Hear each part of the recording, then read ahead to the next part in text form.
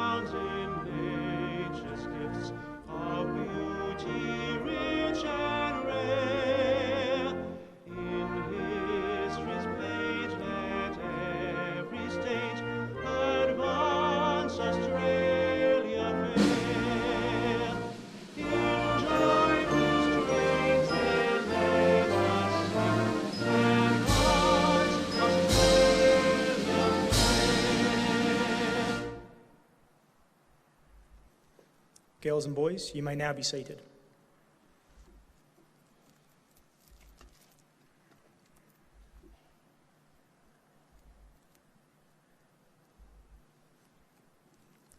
The Australian War Memorial was the vision of Charles Bean, Australia's First World War official historian. Bean landed with the Australian troops on Gallipoli and stayed with them at the front throughout the end of the war. The idea of this national memorial and museum came to him at Pozières, France, in the depths of the bloody fighting of 1916. Bean's idea was that this would be a place where families and friends could mourn loved ones buried in faraway places. It would also be a place that could help all Australians understand what these men and women had endured and what they had done for us. Bean's vision, to which we remain true, is best expressed as inscribed in the entrance to the memorial's galleries. Here is their spirit, in the heart of the land they loved, and here we guard the record which they themselves made. Tonight, we will read the story behind just one of those on the Roll of Honour, which lists the names of more than 102,000 men and women who have given their lives for us in war and on operations for more than a century. But first, we present a lament, Flowers of the Forest. Wreaths or floral tributes will now be laid at the base of the pool of reflection.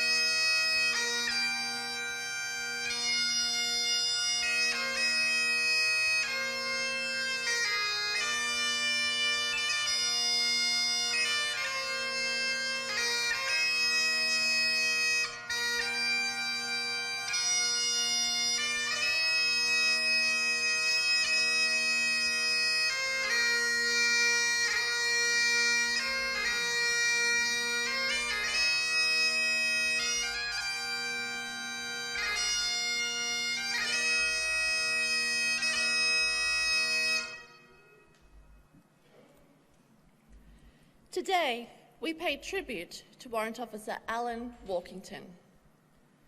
Born in the town of Toorawri in the mid-north of South Australia on the 26th of July 1921, Alan Oliver Walkington was the son of Oliver Edgar Walkington and Myrtle Flora Maud Walkington. The young Alan Walkington attended the local Toorawri school and then Prince Alfred College in Adelaide. Following his schooling, he was employed as a bank officer at ES&A Bank.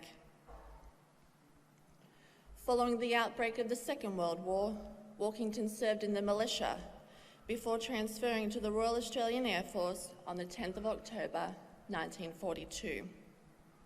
In April 1942, he was engaged to a member of the Women's Auxiliary Australian Air Force. Following his enlistment in the RAF, Walkington commenced training as a wireless operator and before long embarked for overseas service. As part of the Empire Air Training Scheme, Walkington was one of almost 27,500 RAF pilots, navigators, wireless operators, gunners and engineers who, throughout the course of the war, joined squadrons based in Britain. Before arriving in Britain, Walkington spent several months undertaking specialist training in Canada. While there, he appears to have been engaged a second time to a woman living in Winnipeg. After completing his training in Canada and then in Britain, he served in operational squadrons in Bomber Command and Transport Command. In February 1945, he was transferred to No. 194 Squadron, Royal Air Force, a transport squadron equipped with the Douglas Dakota DC-3s. At the time Walkington joined the squadron, it was based in Akyab in Arakan on the western coast of Burma, the country known today as Myanmar. During the Burma campaign, the Dakotas of No. 194 flew supplies to the front lines, dropped supplies to Chindit units, and helped evacuate the wounded. On the 20th of June 1945, the Dakota in which Walkington was the wireless operator was returning from a successful mission delivering supplies to Miktila in central Burma. Heavy rain or mist obscured a mountain peak southeast of Kayukpu in western Burma, which caused the plane to crash, killing all 4 crew. Walkington, his Australian crewmate, Flight Lieutenant Neil William Nealons, and their British crewmates, Wing Commander Robert Cree Crawford and Flight Lieutenant Frank Malcolm Forrester. In a letter home to Walkington's family, the commander of 194 Squadron wrote that Walkington was popular and respected as a very able wireless operator. Whilst he was with us, he has been engaged in carrying urgently needed supplies into Burma, and it was returning from a sortie after successfully landing their load that he met his death. I am proud to say that it was due to the unflagging efforts and total disregard of self of your son and many others like him that such a speedy advance through Burma was made possible.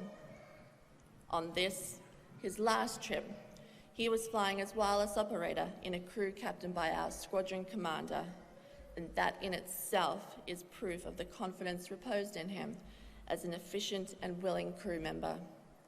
May I add that we have lost an admired and respected friend, but we remember he has made the highest sacrifice permitted to man for the cause of freedom, and there is consolation in that thought. Alan Walkington was 23 years old.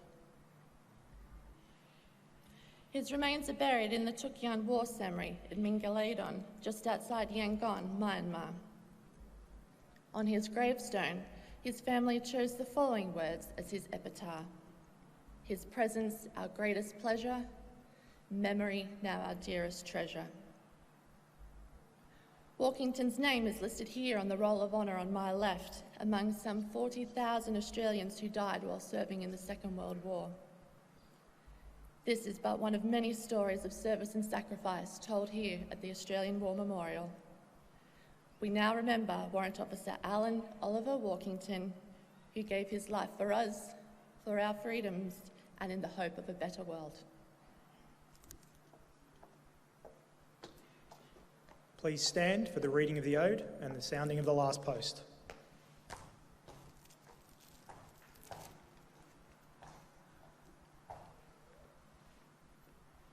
They shall grow not old, as we that are left grow old.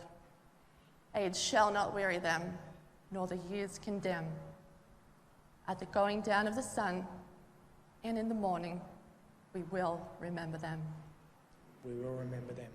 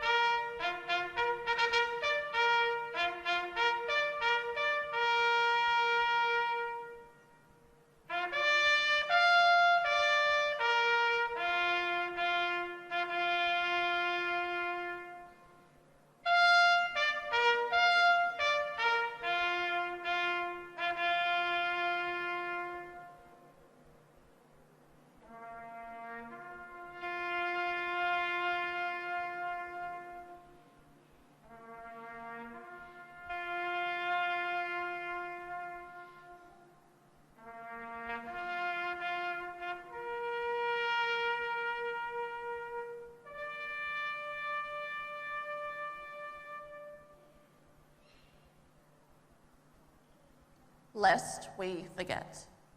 Lest we forget.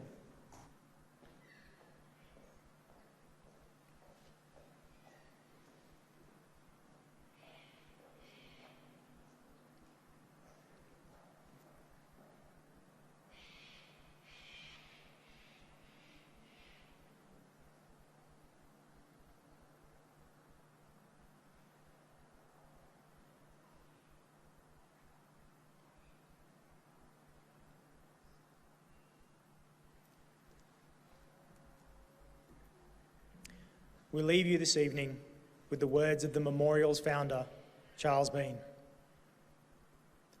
Many a man lying out there at Pozieres or in the low scrub at Gallipoli, with his poor, tired senses barely working through the fever of his brain, has thought in his last moments, well, it's over. But in Australia, they'll be proud of this. Ladies and gentlemen, that concludes the last post ceremony. We thank you for visiting the Australian War Memorial and wish you all a very good evening.